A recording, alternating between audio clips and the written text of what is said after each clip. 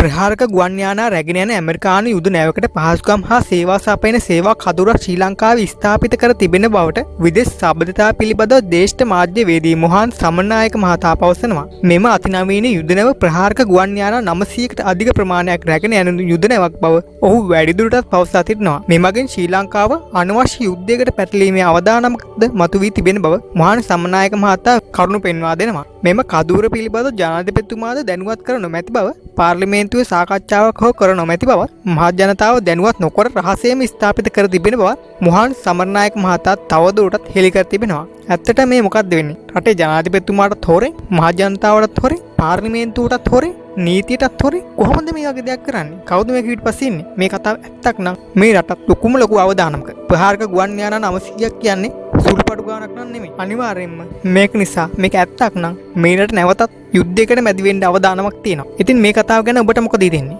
මේ කතාව ඇත්තක් නම් ලංකාවට මොන වගේ ඉරණමක් වෙයිද? මේක පිටුපස්සේ කවුරු ඉන්න පුළුවන්ද?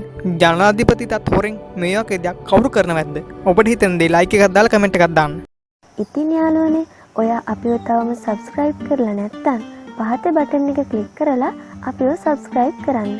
ඒ වගේම ඔයාට මේ වීඩියෝ එක වැදගත් වුණා නම් ලයික් කරලා කමෙන්ට් කරලා ෂෙයා කරන්න. ඔයාට සුබ දවසක්.